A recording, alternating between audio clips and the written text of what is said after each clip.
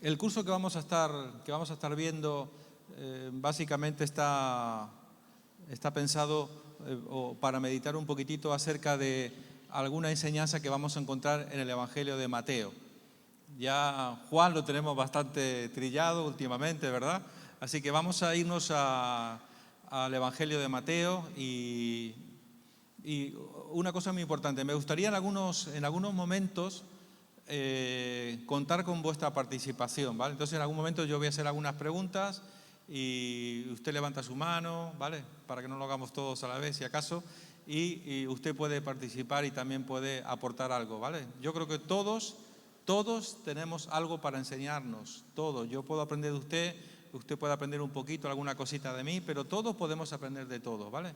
Esa es la multiforme gracia, el cuerpo de Cristo, ¿vale? Ok. Vamos a hacer una primera, esta no hace falta que me respondas en sí, solamente quiero que pienses un poquito. Todos, entiendo que todos, alguna vez, o todos los días, o en algún momento dado, seguramente que hemos leído el Evangelio de Mateo, ¿verdad? Todos, seguramente. Entonces, si es que hemos leído el Evangelio de Mateo, por ejemplo, yo tengo una primera pregunta. Me gustaría que por lo menos 2 o 3, o alguno más tal vez, me pudiera responder a esta primera pregunta. Cuando tú has leído el Evangelio de Mateo, ¿qué has aprendido? A ver, alguna mano por ahí. No digo que me des toda la enseñanza, simplemente que lances una pincelada. ¿Qué aprendiste del Evangelio de Mateo, por ejemplo? Por aquí, adelante.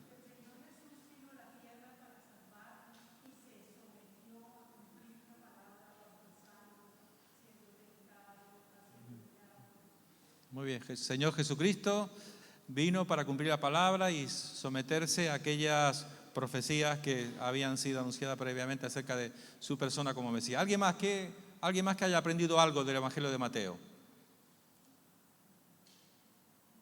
¿Alguna mano por ahí? Digo yo que algo habremos aprendido del Evangelio de Mateo. No me asustéis. ¿Quién se acuerda, por ejemplo, cuando Mateo nos habla acerca de los Reyes Magos? ¿Verdad? ¿Quién se acuerda? Y por cierto, ¿cuántos son los Reyes Magos? 3. ¿Estás seguro que son 3? La Biblia no habla de que son 3. Mateo habla de que son unos reyes de Oriente, unos sabios. Y nosotros hemos interpretado tradicionalmente, porque como los 3 regalos que trajeron, los 3 presentes que le presentan al niño Jesús, que eran oro, incienso y mirra. Y de ahí deducimos que eran 3, pero en ningún momento no se sabe si son 2, 20 o 30 o los que sean. No se sabe. Son interpretaciones que nosotros a veces podemos... El Evangelio de Mateo. ¿Qué más? Última pregunta. ¿Qué más hemos aprendido del Evangelio de Mateo? Hermana.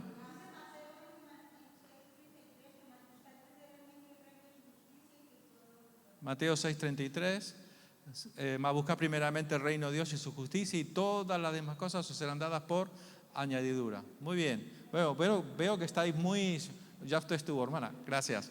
Veo que estamos bastante instruidos en el Evangelio de Mateo, eso me gusta, es muy importante, ¿vale? Bueno, una de las maneras en las que nosotros, por sistema, ¿vale? Esto es para los que les gusta aprender, estudiar la Biblia, ¿vale? Todo estudiante de la Biblia, una premisa que tiene que tener siempre es, cuando tú abordas un libro, un estudio de alguien que ha escrito, que ha dejado un escrito, siempre nos hacemos la pregunta, bueno, ¿quién es el que escribió? ¿O qué escribió? ¿Qué nos quiso? O sea, el trasfondo acerca de quién es la persona que escribe el Evangelio de Mateo, ¿vale? Entonces nos hacemos esta pregunta y lamentablemente en el Evangelio de Mateo no tenemos respuesta a esta primera pregunta. ¿Quién era Mateo? El escritor del Evangelio de Mateo. Entonces nos tenemos que ir a Marcos y en Marcos tenemos el momento en el que Jesús hace el llamado a Leví, que también es Mateo, es lo mismo, ¿vale? Dice, y al pasar vio a Leví, hijo de Alfeo, sentado al banco de los tributos públicos y le dijo, sígueme. Y levantándose le siguió. aconteció que estando Jesús a la mesa en la casa de él, muchos publicanos y pecadores estaban también a la mesa juntamente con Jesús y sus discípulos, porque había muchos que le habían seguido. Y los escribas y los fariseos, viéndole comer con los publicanos y con los pecadores, dijeron a los discípulos: ¿qué es esto? Que él come y bebe con los publicanos y pecadores. Al oír esto, Jesús les dijo: los sanos no tienen necesidad de médico, sino los enfermos. No he venido a llamar a justos, sino a pecadores. Tenemos que entender que aunque para nosotros este extraordinario Evangelio de Mateo, que vamos a estar mirando algunas cosas, pero ahora vamos un poco al autor, la persona por la que procesó toda esa información, el testimonio que él recibió en primera persona del Señor Jesucristo y que ahora nos deja un evangelio, el Evangelio de Mateo. Y nosotros a veces, cuando miramos a estos cuatro apóstoles o los discípulos de Cristo, a veces los idealizamos muchas veces y pensamos que eran hombres muy consagrados y todo esto. Pero en este caso en particular, Mateo, Leví, nos dice, Marcos nos hace este reporte diciéndonos que él era un recaudador cualquier de impuestos. Era el que cobraba los impuestos. Del punto de vista de un judío cualquiera en aquellos tiempos, Mateo era un traidor, era un vendido, también se podía decir así. Era alguien que había traicionado a los hebreos porque cobraba los impuestos para dárselo a los romanos. Ellos eran una colonia romana, Israel era una colonia romana, y entonces Mateo era el que cobraba los impuestos y una parte se la quedaba, era gente muy rica, pero su reputación como persona judía había quedado por los suelos. No sé si me estaba levantando la mano, ¿puede ser, hermana? Perdón, vi que me hizo así alguien por ahí atrás. Vale, muy bien, entonces fijaros el detalle del versículo 17. Al oír esto Jesús les dijo: los sanos no tienen necesidad de médico, sino los enfermos. No he venido a llamar a justos, sino a pecadores. De esto se trata el mensaje central del Evangelio, ¿vale? Bueno, vamos a ir avanzando otro poquito más. La siguiente pregunta que nosotros tenemos, bueno, ¿para quién escribió Mateo?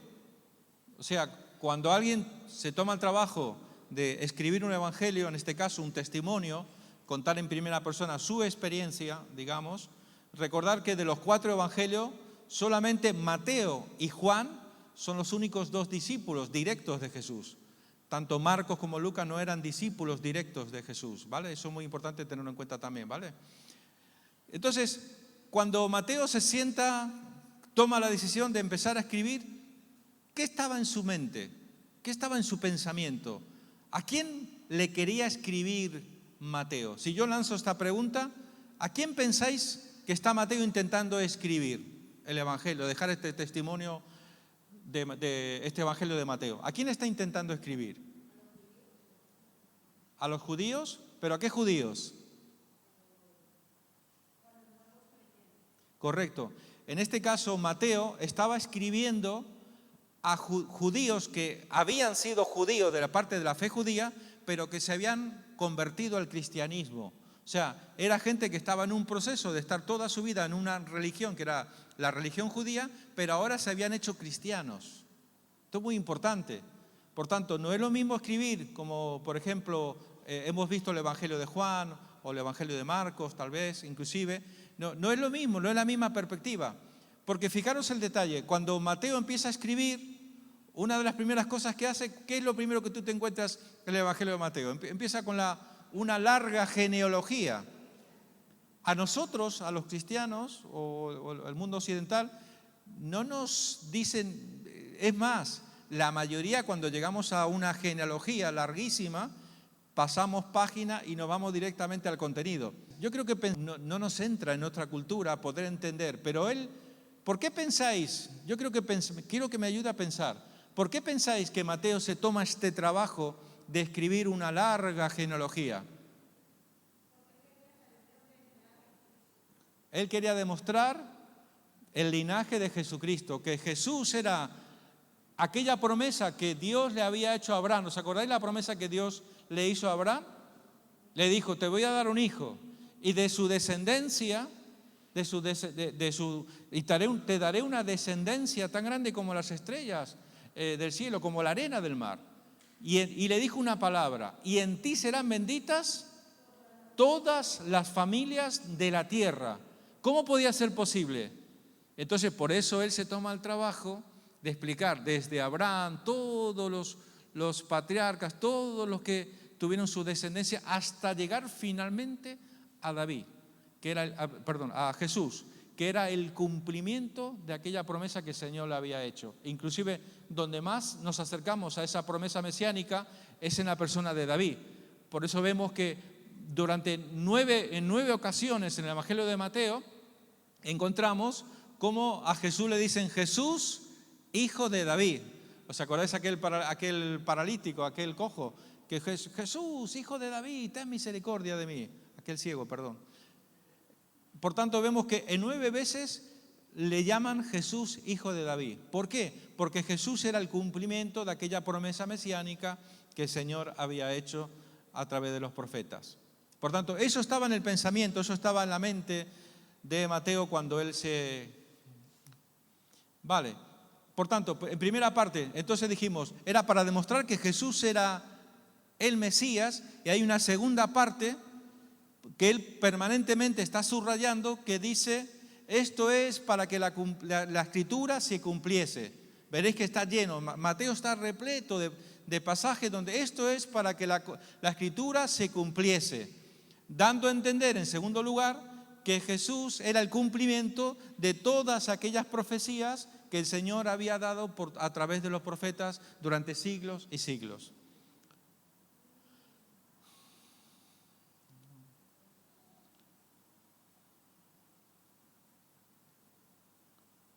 Bueno, si nosotros nos hiciéramos esta pregunta, bueno, ¿y cuál será la columna vertebral o cuál será el mensaje central del Evangelio de Mateo? Encontramos lo siguiente. Encontramos que Mateo lo que nos va a escribir es algo así como los mandamientos de Jesús, ¿vale? Que es a lo que nosotros vamos a entrar.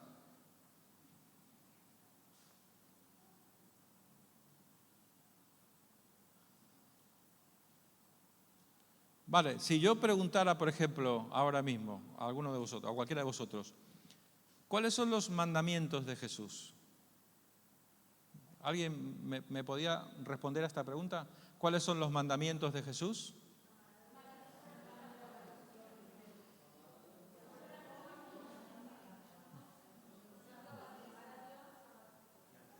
Muy bien, muy bien, muy bien. Muy bien, hermana. ¿Pero creéis que podemos encontrar más mandamientos? Vamos a ver qué encontramos entonces, ¿vale? Bueno, todavía no vamos a entrar. Bueno, mirar, cuando nosotros hablamos, y lo que vamos a entrar en un momento, todavía no, ¿vale? Estamos dando algunas pinceladas. Guardar los mandamientos de Jesús trae recompensa para nuestra vida.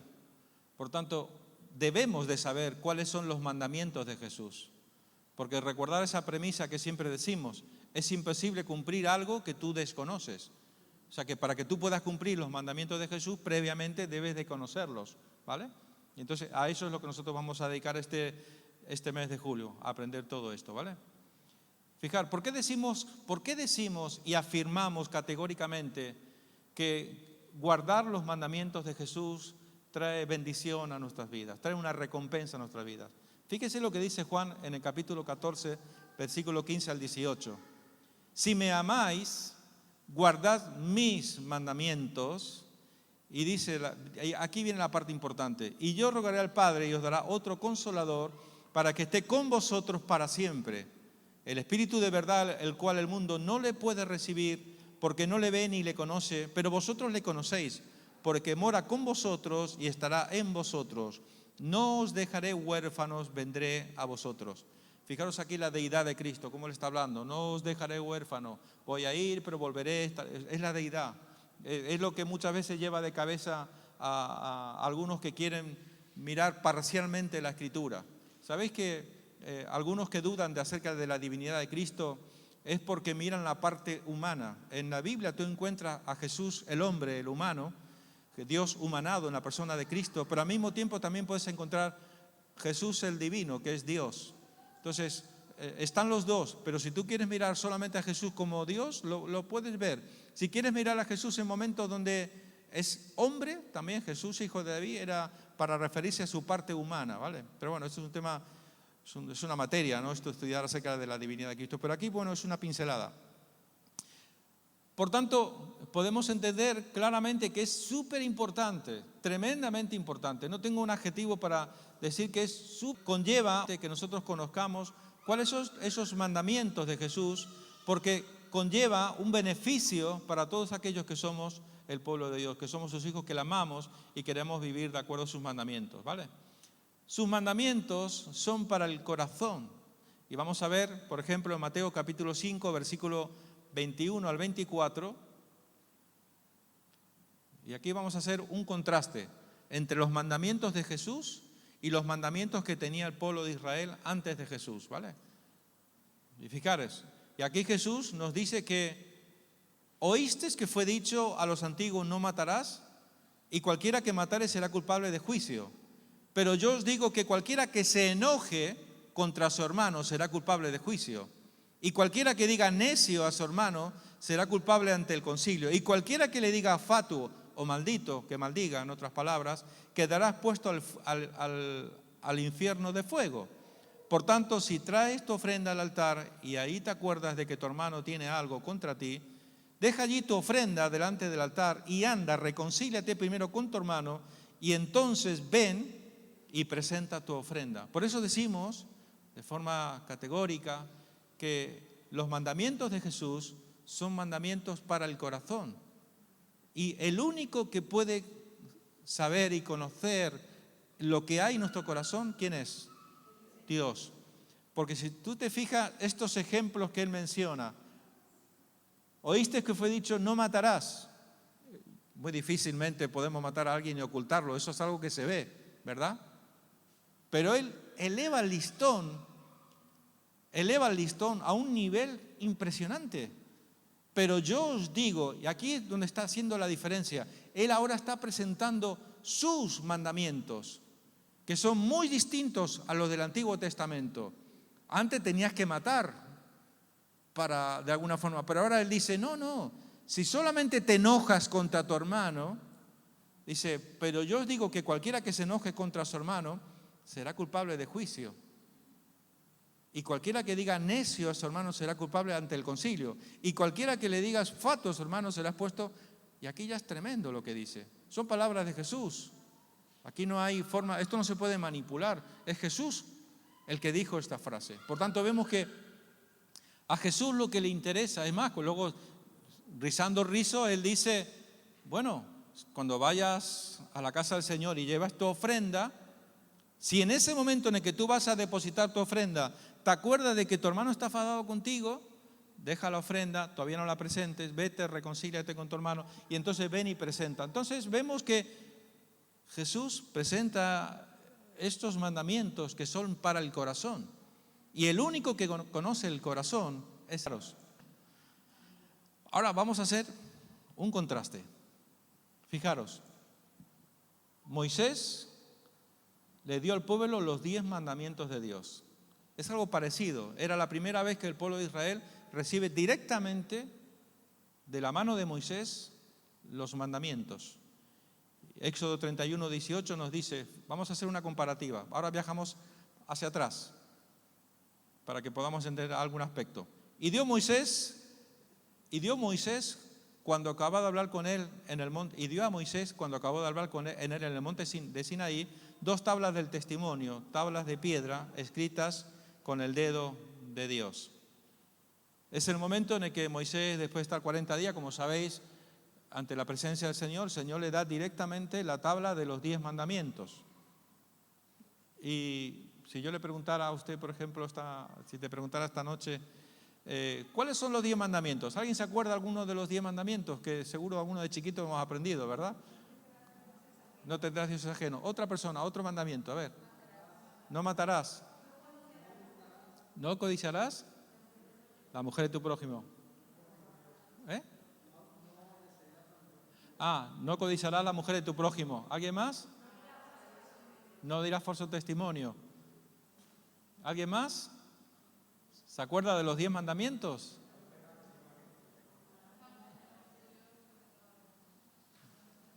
Bueno, vamos a ver si hemos acertado. A ver, no tendrás dioses ajenos delante de mí, no adorarás imágenes, no tomarás el nombre de Dios en vano, acuérdate del día de reposo para santificarlo, honra a tu padre y a tu madre, no matarás, no cometerás adulterio, no robarás, no mentirás, no codiciarás nada de tu prójimo. Esto es lo que en principio el pueblo de Israel, en esa primera ocasión, recibe directamente de la mano de Moisés esas tablas, esas tablas que forman parte de los elementos que componen el arca del pacto, ¿vale? La tabla de los 10 mandamientos. Bueno, alguno ha acertado, ¿verdad? Bueno. Pero yo quiero intentar que veamos el contraste que vamos a encontrar en un momento, cuando ya empecemos con el tema, el contraste que vamos a encontrar, ¿vale? Adelante.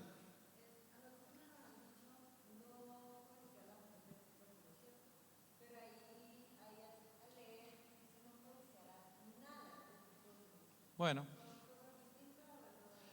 pero recordad que Jesús también dijo que toda la ley se sustenta en dos: amar a Dios y amar al prójimo. ¿No estas dos?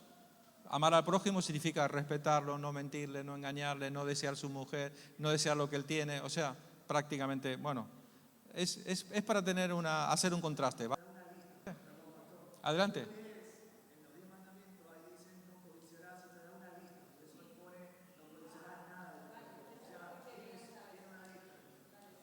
Gracias, pastor, por la aclaración. Muy bien, vamos a continuar. Si me amáis, guardad mis mandamientos. Nosotros debemos de seguir insistiendo acerca de la importancia de conocer los mandamientos de Jesús. Yo no sé por qué, pero es curioso, a mí me llama la atención. No es algo que se enseña mucho en las iglesias.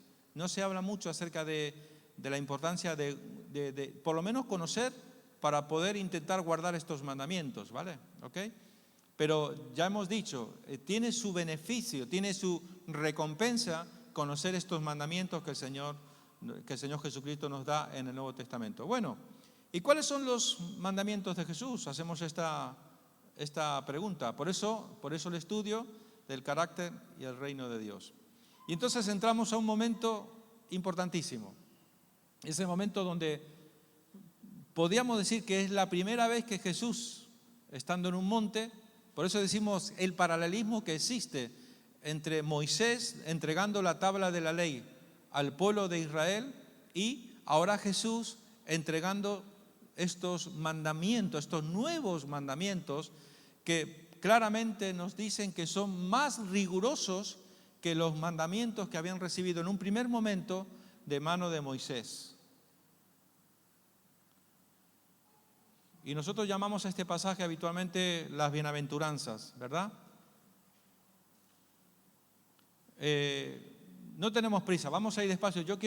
Me gustaría cuando uno enseña y uno se toma el tiempo para procesar y meditar todas estas cosas, ¿vale? Es mejor el aprendizaje. Y recordar, esto no se trata de que simplemente aprendamos, lo que se trata es de motivarnos, primero en despertar en nosotros el querer estudiar la palabra, ser estudiantes de la palabra, ¿vale? Y por otra parte, pedirle al Señor que nos dé el valor para que nosotros podamos poner por obra su palabra en nuestra vida.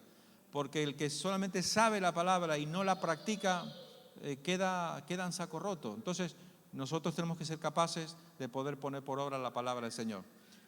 Muy bien, cuando nosotros hablamos de Mateo capítulo 5, versículo 1, viendo la multitud, subió al monte y sentándose, vinieron a él sus discípulos. Cuando hablamos acerca del sermón del monte, ¿qué es lo primero que viene a nuestra mente, a nuestro pensamiento? ¿Qué es lo que usted se imagina? ¿Cuántos habrían allí con Jesús? Deme una cifra, ¿cuántos habrían? ¿5.000? ¿15.000? ¿Seguro? Bueno, esto no es jugar a la lotería, ¿eh? Prestar atención el pasaje lo que nos dice. Ahí está la respuesta. En el mismo versículo está la respuesta. Viendo la multitud, dice, subió al monte y sentándose, o sea, él vio la multitud, se ve que se alejó, se subió a un monte, dice, y vinieron a él sus discípulos. Esta es la primera palabra que nosotros vamos a intentar aprender un poquito. ¿Qué significa ser un discípulo? Porque recordar que yo creo que hace poco os presenté la tesis o la idea de que multitudes son las que siguen al Señor, ¿verdad? Multitudes, miles, millones de personas. En el tiempo de Jesús también había muchos que seguían a Jesús. Pero después había un grupo más estrecho que eran los discípulos. Los discípulos. Y los discípulos no eran muchos. O sea que ya no eran multitud, eran los discípulos. Ahora le hago la segunda pregunta. ¿Cuántos discípulos tenía Jesús? ¿Cuántos eran? Parece fácil la pregunta, la respuesta, ¿verdad? ¿Estás seguro que eran 12?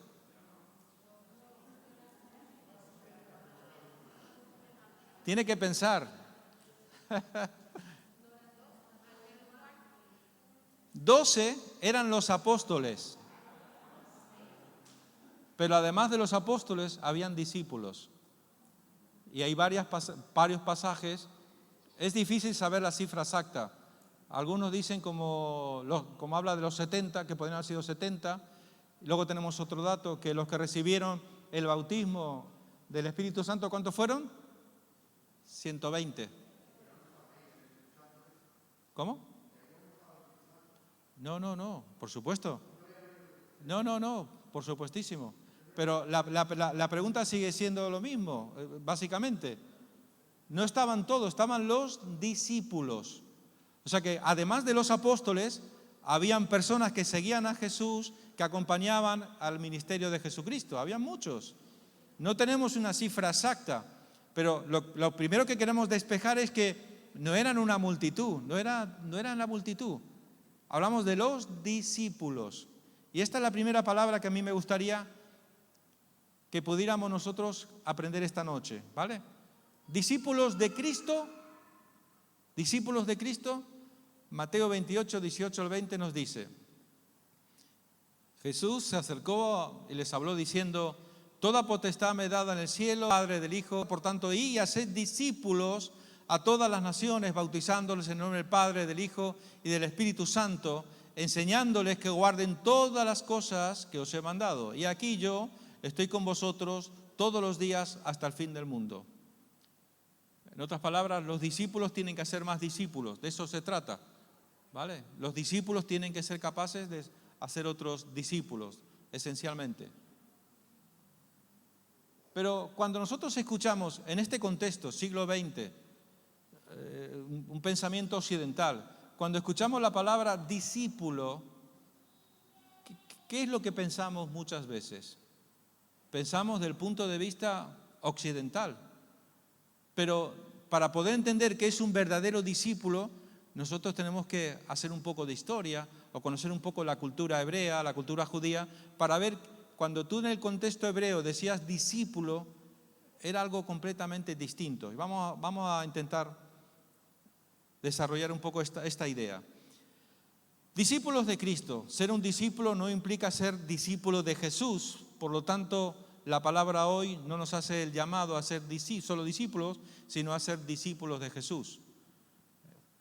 Nadie ha entendido nada, pero bueno, lo explico. Ser un discípulo,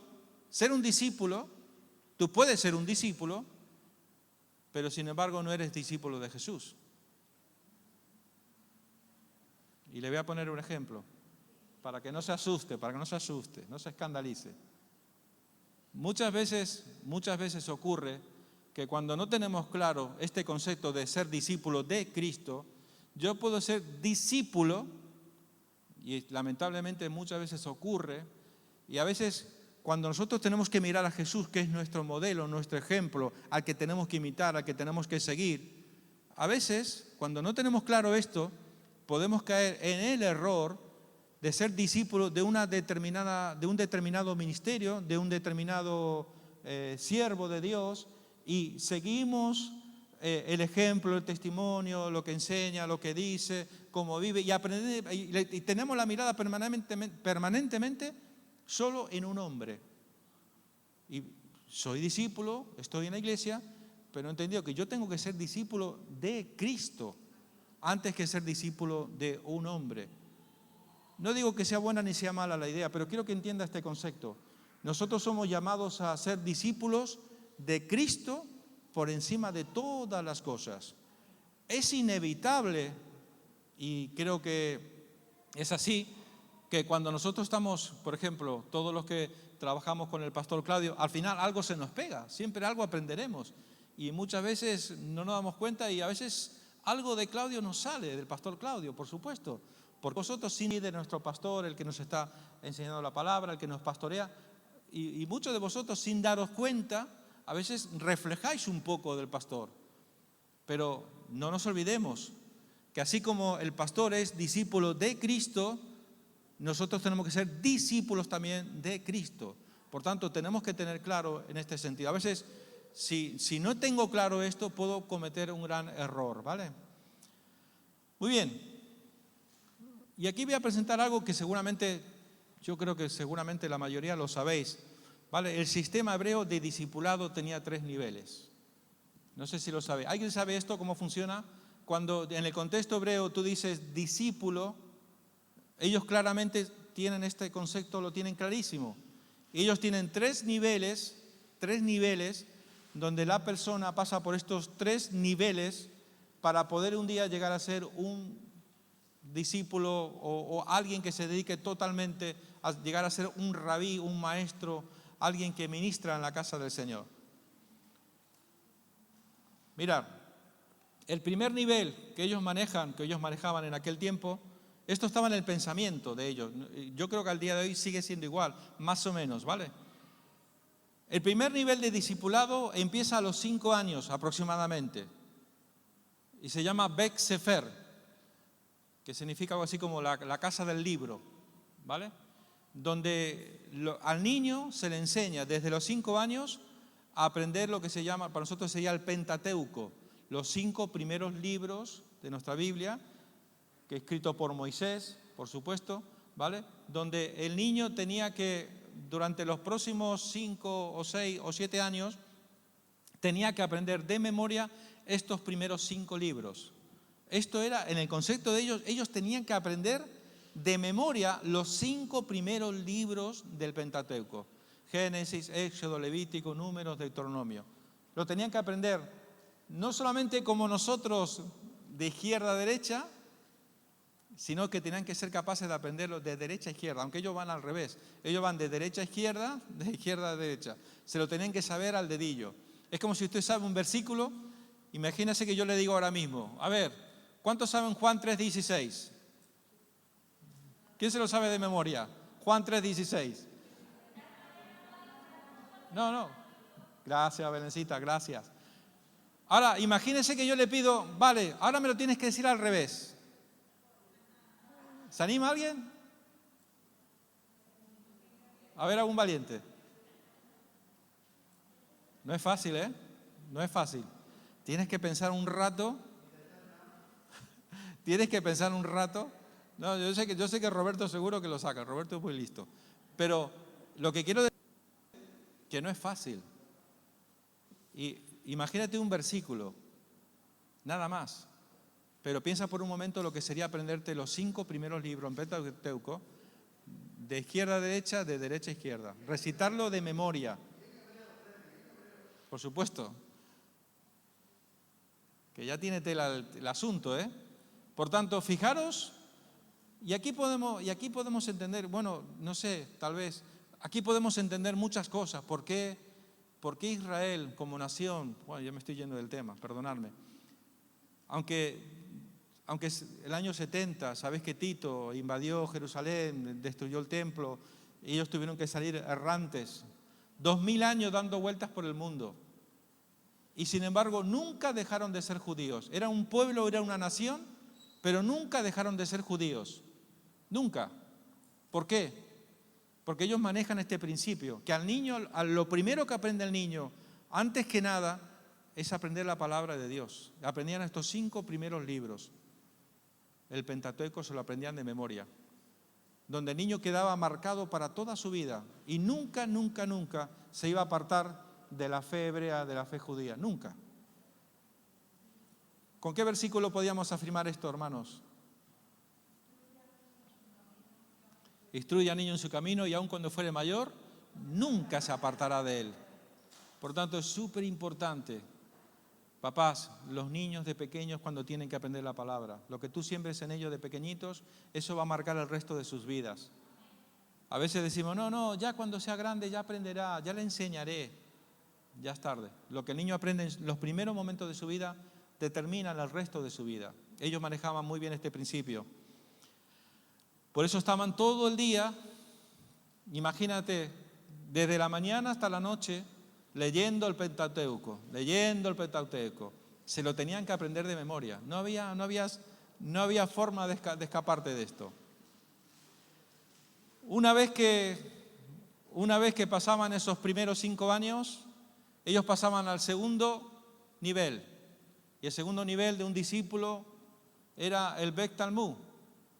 Y el Talmud son los libros fuera del Pentateuco, que son los salmos, los libros poéticos, proféticos, históricos. Hay bastantes libros, por cierto. Y ellos tenían que aprenderlo, pasar a una segunda fase donde aprendían todos estos libros nuevamente. Ya se habían aprendido los 5 primeros libros y ahora se tenían que aprender los siguientes libros. Ya era un nivel mucho más avanzado.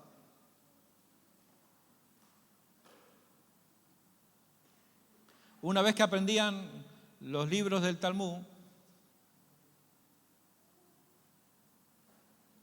había algo muy importante que ocurría en la vida de ese muchacho. Es que era, o lo aprendías o no lo aprendías. Y había algunos que aprendían, que podían llegar a aprender todos los libros del Talmud, todos esos libros que acabamos de mencionar. Pero lamentablemente, y ahora va a entender algo, lamentablemente habían otros que no podían, no les daba, no tenían esa capacidad de poder aprenderse todos esos libros históricos, poéticos, proféticos. No podían. Entonces, los que no podían aprender esos libros del Talmud se tenían que dedicar al negocio familiar. Si la familia se dedicaba a pescar, pues se iba con el padre a pescar. Si el padre era carpintero, se dedicaba a la carpintería. Pero los que sí llegaban a aprender y entendían este principio de que tenían madera, ¿cómo diríamos en España? Que tenían don, que tenían eso que hay que tener a veces, ¿verdad? Estos, los que calificaban para poder seguir estudiando, de ahí entonces ellos, y usted va a entender aquí algo, todo esto que ha vivido el niño hasta aquí, simplemente era para saber quiénes llegarían al tercer nivel.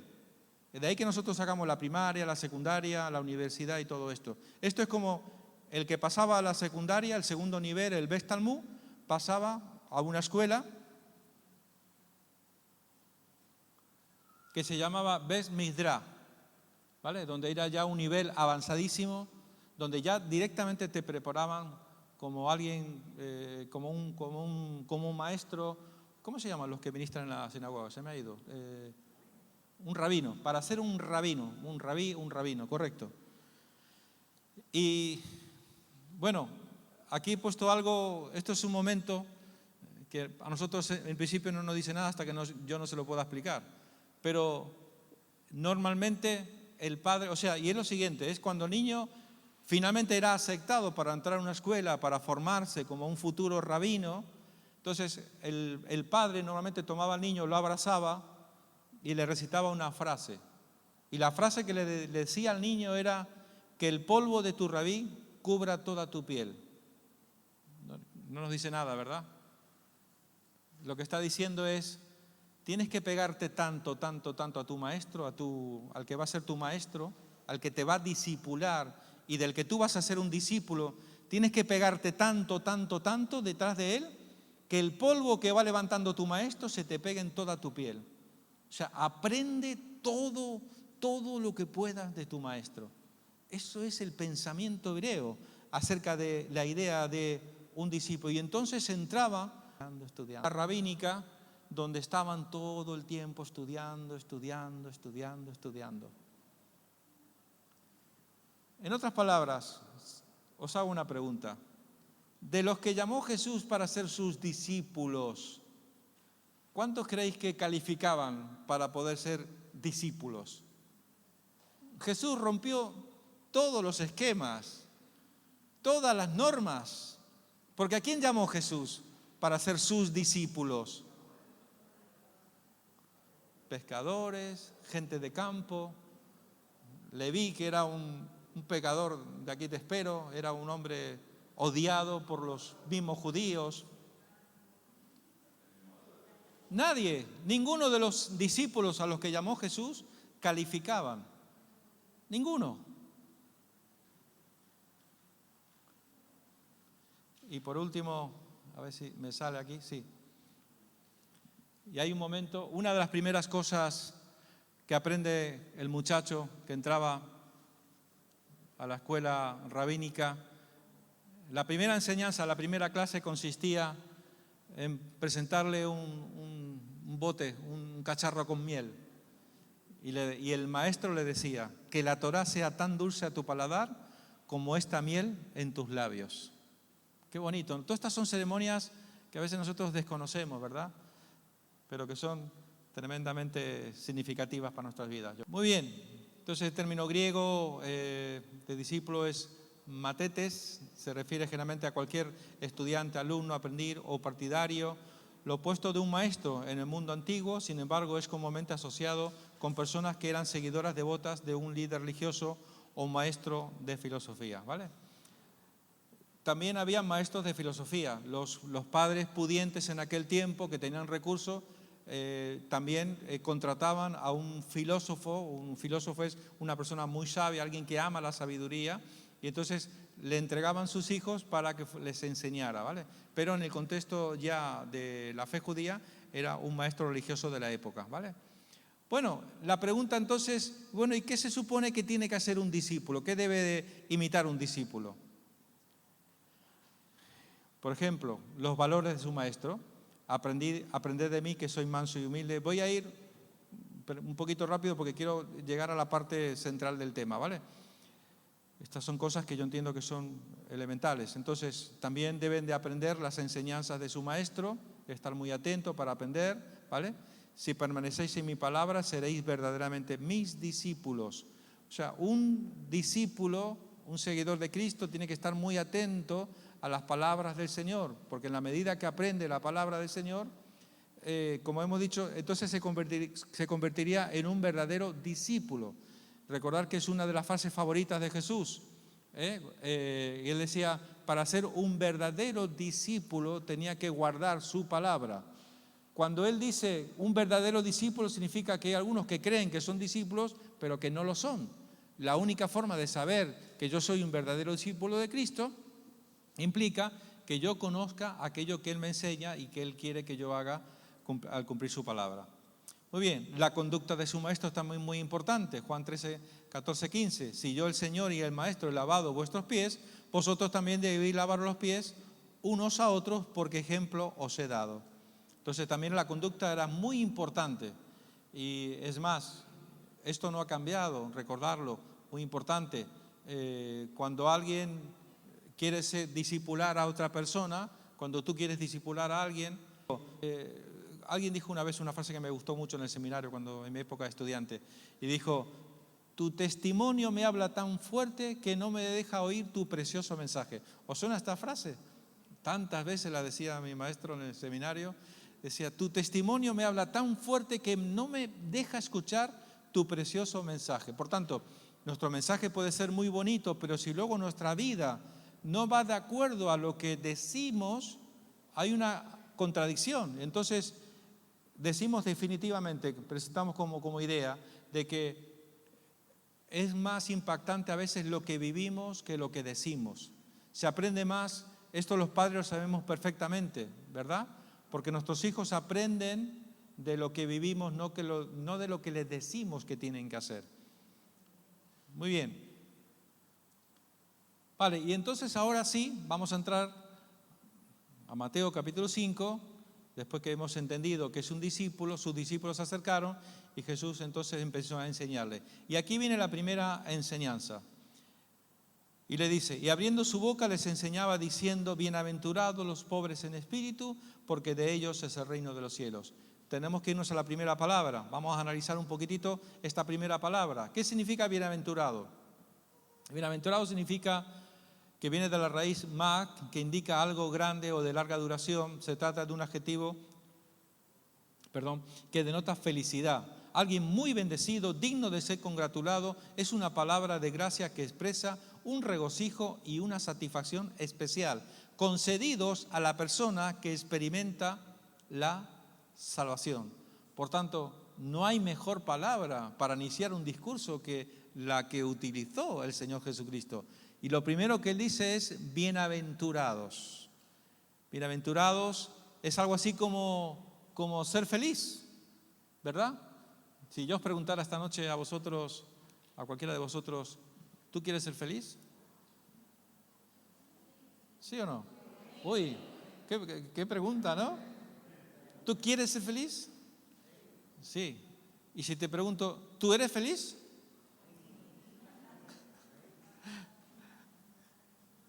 ¿Está bien dicho cuando decimos soy feliz? ¿Sabes que no se puede decir soy feliz? La felicidad no es un absoluto. La felicidad es algo relativo. Hoy puedo estar feliz, mañana no. Pero bueno, la idea es que en norma general, mayormente soy feliz. Esa es la idea. La balanza se inclina más hacia el lado de la felicidad. La mayoría de las veces estoy feliz.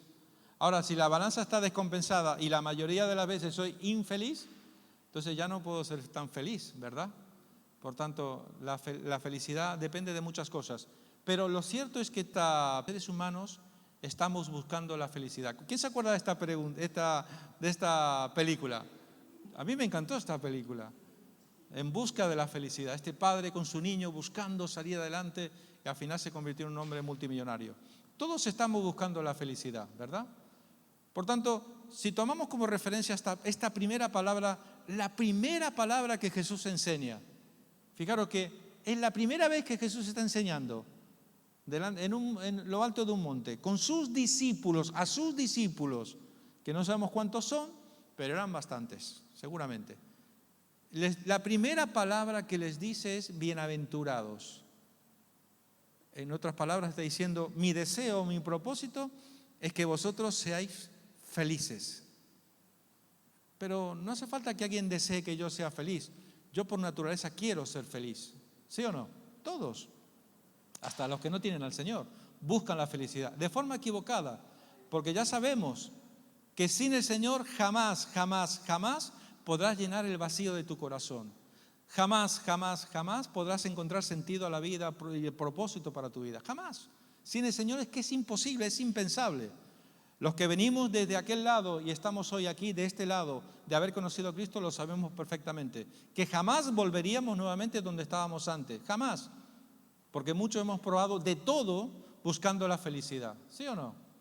Pero cuando hemos encontrado al Señor, hemos encontrado la vida y en Él somos bienaventurados. En Él somos felices. Pero, fijaros, voy a poner una parte un poco dramática, perdonadme en todo caso. ¿Por qué aumenta el suicidio en el mundo? Es una buena pregunta, ¿verdad?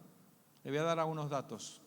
En España hay cada año unas 40.000 tentativas de suicidio, de las cuales casi 3.559 acaban en muerte. Esto no se dice normalmente. Los medios de comunicación lo tienen terminantemente prohibido. No lo quieren decir, para no crear una psicosis o algo por el estilo. Pero lo más preocupante es que los suicidios entre los jóvenes de entre 15 y 24 años han aumentado más del 200% en los últimos años. O sea, un joven lleno de vida, con la vida por delante, con todo para ser feliz, diríamos, ¿no? Para ganarse, para comerse el mundo, ¿no? Cuando uno es joven se quiere comer el mundo, ¿verdad? Normalmente, yo me recuerdo cuando era joven, me quería comer el mundo. Luego el mundo te come a ti, pero bueno. Pero lo cierto es que son datos preocupantes en un sentido. Y este dato nos dice, definitivamente, esta es la parte evangelística y yo le quiero poner esta semilla en su corazón, que detrás de la imagen que el mundo nos ofrece, toda esa gente que, bueno, ahora estamos con un tiempo un poco raro, ¿verdad? Con esto del COVID y todo esto, con la pandemia, pero piense un poquito para atrás, hasta antes de la pandemia, hasta antes del virus. Detrás de esa imagen de esos jóvenes en el botellón, esos jóvenes de fiesta, o un mundo donde parece que lo tenemos todo, que no necesitamos absolutamente nada, aparentemente feliz, pero sin embargo, los datos estadísticos nos dicen de que hay muchísima gente infeliz, que está pensando que la única salida es el suicidio para solucionar la situación en la que se encuentra. Pero Jesús claramente nos dice, seguimos en Mateo 11, 28, 30, venid a mí todos los que estáis trabajados y cargados y yo os haré descansar. Llevad mi yugo sobre vosotros y aprended de mí, que soy manso y humilde de corazón, y hallaréis descanso para vuestras almas, porque mi yugo es fácil y ligera mi carga. Por tanto, si usted lee este versículo, este pasaje, que es una propuesta que nos hace el Señor Jesucristo para cualquiera que esté cargado, que esté afligido, que esté preocupado, y aún continúa cargado, preocupado, es porque quiere. Porque Él dice, venid a mí todos los trabajados y cargados, y yo os haré descansar. Por tanto, el Señor quiere llevar nuestra carga, nuestro yugo, nos quiere hacer libres. ¿Por qué? Porque el Señor quiere que seamos felices, aún en medio de las circunstancias que a cada uno nos ha tocado vivir en esta vida.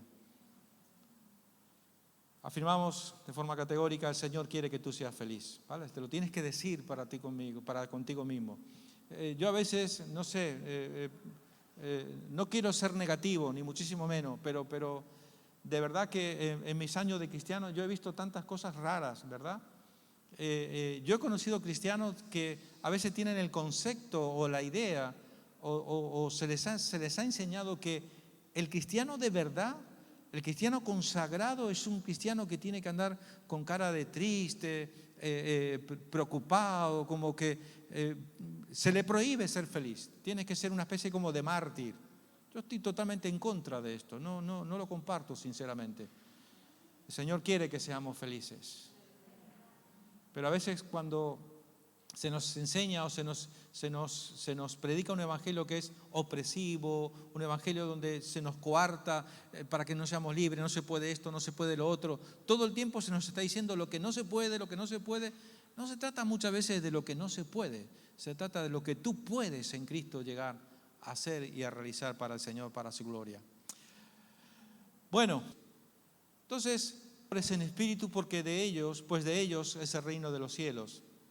Entonces, la primera enseñanza que Jesús nos dice, después de decirnos que es bienaventurado aquellos que son pobres en espíritu, tenemos que interpretar qué significa pobre en espíritu: humildad y sencillez de corazón. Definición de humildad: es una cualidad o característica humana que es atribuida a toda persona que se considera un ser pequeño e insignificante frente a lo trascendente de su existencia o a Dios, según si se habla en términos teológicos. La humildad. La primera bienaventuranza es toda aquella persona pobre en espíritu, que es el equivalente a humildad, que tiene una facilidad para humillarse ante su Dios en primer lugar. Normalmente nuestro concepto occidental de la idea de humildad, de sencillez, lo relacionamos muchas veces con pobreza, con miseria, no tener nada, ser un pobre, un desgraciado. Y no tiene nada que ver. Humildad es aquel que, teniéndolo todo, es capaz de prescindir de eso que tiene y poder humillarse. Mirá, le voy a contar una historia de algo algo que tal vez le pueda dar una idea acerca de lo que es una verdadera humildad. Hace algunos años atrás, nosotros en la iglesia teníamos una persona que se congregaba, venía en verano, solamente se congregaba con nosotros en los meses de verano.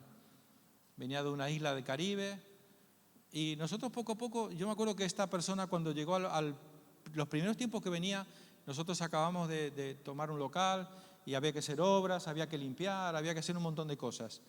Y esta hermana, yo poco a poco la fui conociendo y me fui dando cuenta de quién era esta persona. Y resulta que esta persona era la esposa de un embajador que había estado no sé por cuántos países, viajando por muchísimos países, un hombre empresario, en fin, un hombre muy, muy importante. Ella era casi la embajadora, la representante, en este caso de Bélgica concretamente. Y lo cierto es que desde la primera vez que esta persona ya mayor vino a la iglesia, un día teníamos que limpiar los servicios. Y para allá que ella coge el cubo, la fregona y se mete al servicio y se pone a limpiar los servicios. Yo estaba escandalizado, digo, está llegando apenas, pero cuando luego me di cuenta, a base de conocerla poco a poco, y me di cuenta quién era esta persona, dije, realmente esto es humildad. En España solemos decir muchas veces, a mí no se me caen los anillos por hacer este trabajo. ¿Ha escuchado alguna vez esa frase? Es muy típica española esa frase. A mí no se me caen los anillos por hacer este trabajo.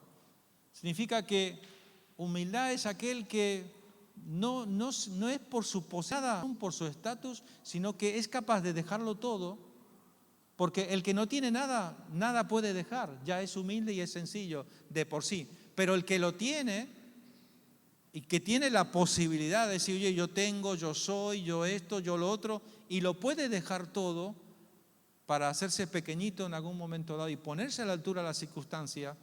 Pensar por un momento, ¿cuántos médicos, pudiendo estar en los mejores hospitales muchas veces, ganando dinero, haciendo fortunas y todo esto, cuántas veces no los vemos en África, trabajando en aldeas con niños, con personas que no tienen absolutamente nada y viviendo como uno más de ellos allí? Eso es humildad y sencillez de corazón. Y en este caso concreto, donde el Señor nos habla acerca de los pobres en espíritu, sean pobres o ricos en lo material, son quienes deben, los que saben que necesitan a Dios, que sin Él se encuentran desamparados, débiles y empobrecidos, no confían en la justicia de sus obras, sino en la gracia de Dios. Esto ocurre cuando una persona conoce al Señor, cuando tú te encuentras, cuando tienes un encuentro personal con el Señor Jesucristo, te das cuenta que es un Dios tan grande, tan poderoso, tan inmenso, que te ama tanto, que tiene una gracia, que tiene una misericordia nueva cada mañana, una gracia infinita. Cuando empiezas a conocer a tu Dios, te das cuenta que eres tan insignificante, tan pequeñito, tan poquita cosa delante del Señor, que realmente es reconocer esta situación.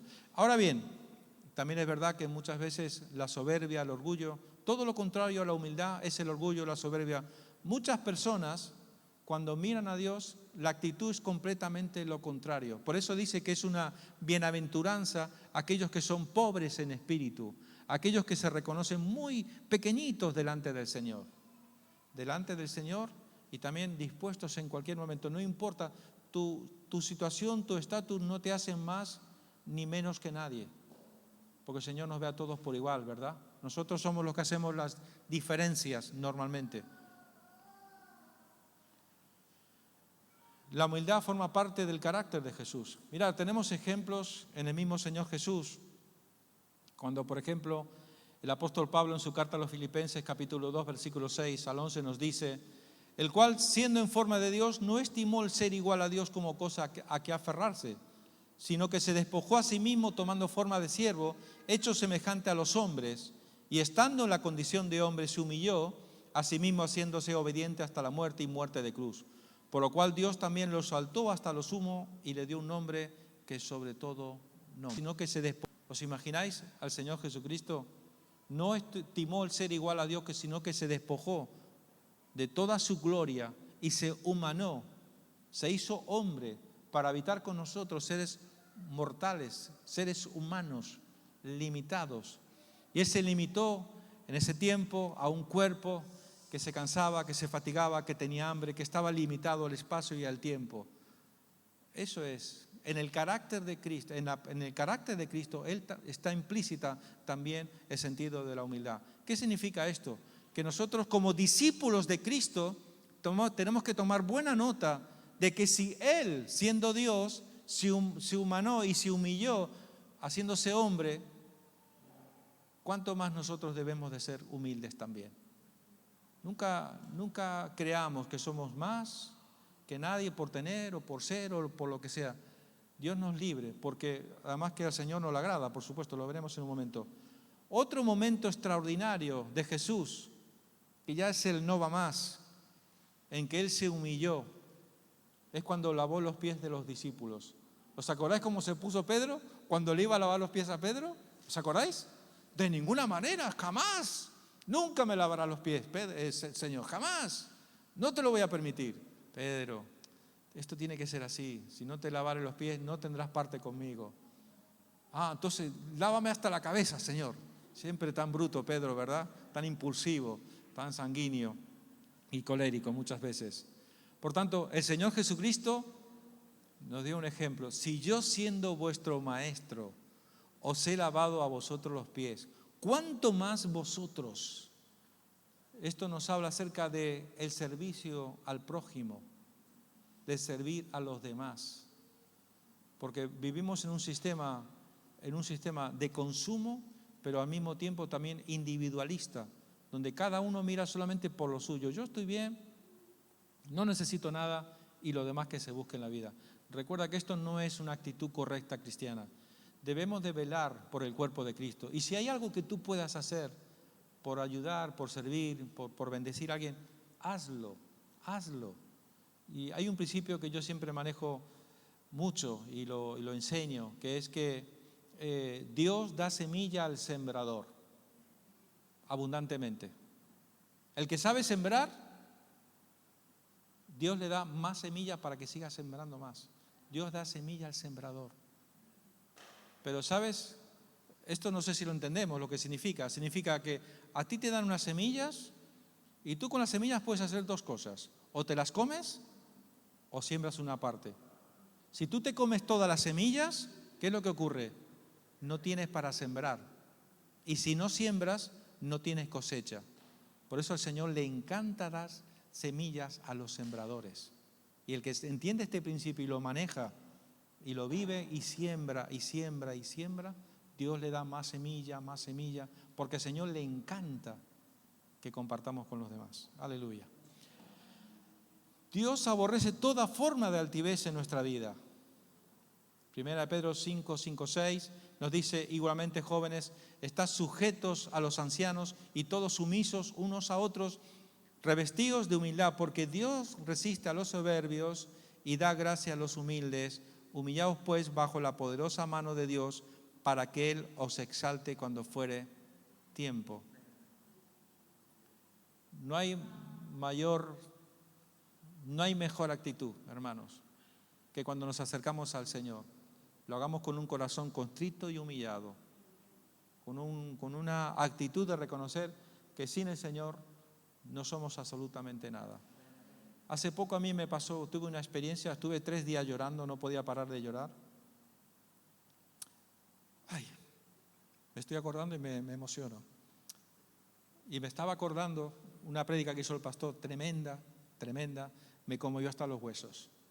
Y en un momento estaba yo muy atento a la prédica y esas cosas que a veces el Señor hace cuando de repente te habla directamente al corazón. Y el pastor dijo, acuérdate como cuando llegaste al Señor, ¿cómo estabas?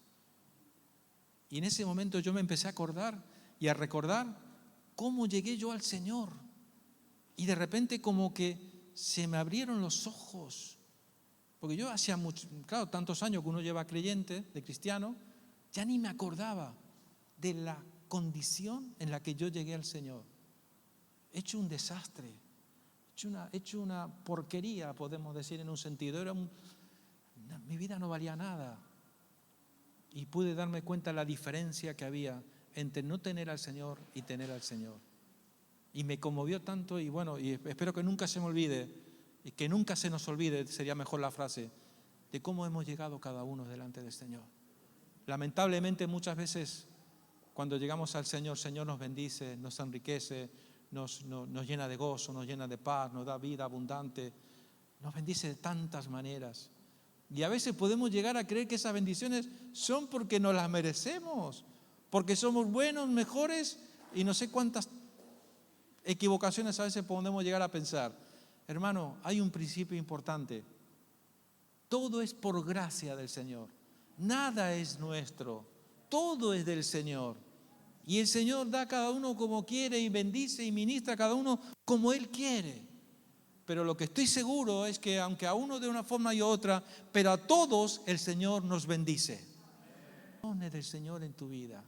Y si tú eres capaz de darte cuenta de aquellas bendiciones del Señor en tu vida, lo que implica que un día el Señor se reveló a tu vida y tú pasaste de muerte a vida. A veces menospreciamos el hecho de saber que somos salvos, que un día vamos a estar con el Señor por toda una eternidad.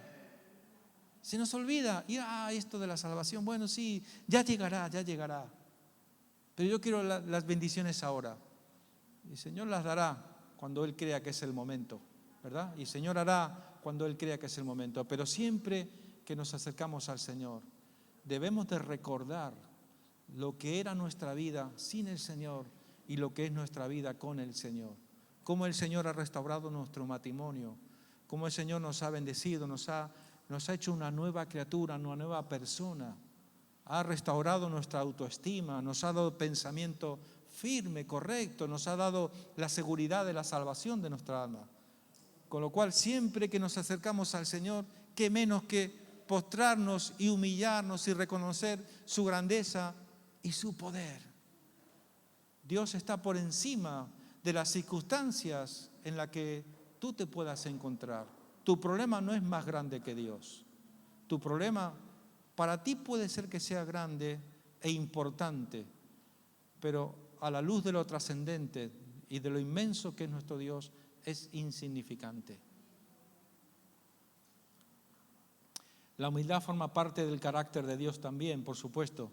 Fíjese cómo dice Isaías 57. Este es uno de mis versículos favoritos. Porque así dijo el alto y sublime, el que habita la eternidad y cuyo nombre es el Santo.